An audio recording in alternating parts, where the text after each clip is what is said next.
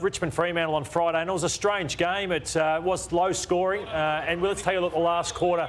So Griffin Logue should have kicked that one and put the Dockers in front. Goals were really hard to get. It was dominated by both team defences. It was a rare one where Bolton got out the back of the Fremantle defence. I thought Cox was very, very good. Ryan was very good. So the whole defence was good. So this was huge. Yeah, Hayden Young was best man on the ground.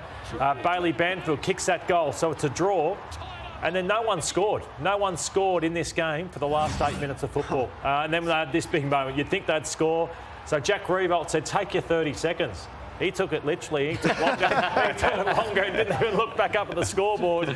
Unbelievable they didn't score here when, as you touched on in your show last night, Kane, Frederick smothered.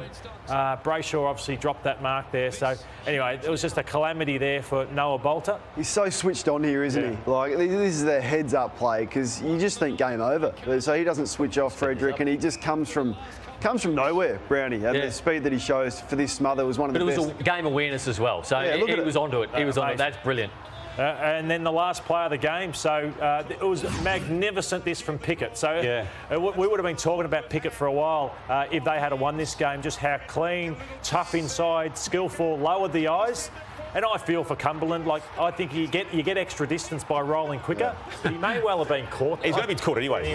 I actually feel for Jack. Jack's saying, calm it down. And then it's all like the realisation sets in. Sorry, before we move on, Damo, this might be a stupid question. Why was it played at Marvel? They've got a contractual arrangement to play a certain amount of games. Should never have been played there.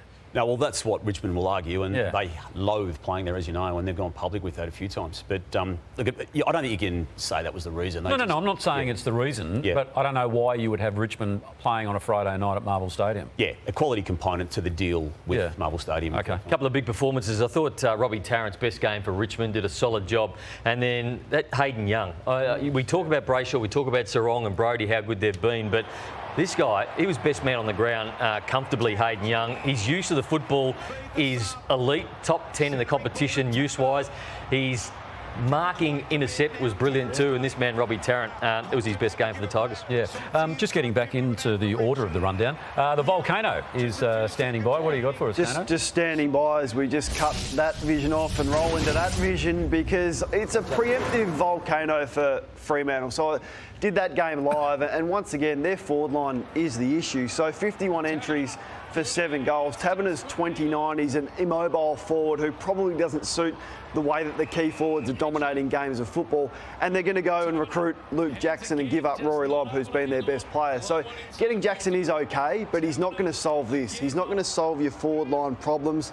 Fife body is banged up, and who knows how much footy Nat Fife's actually got left in him. They thought he might have been a third key forward option. Griffith Logue is playing forward here, but you can see with little success. So go and get Jackson, but he's going to have to ruck, and I think that creates a few more problems for Fremantle than it solves. Haven't had a key forward since Pavlich in 2016 that's been able to dominate games of football. And then what do you do with Sean Darcy? You're essentially saying to Sean Darcy, you're going to have to be traded. So it's a big gamble for Fremantle, whose problems are clearly still with their key forwards.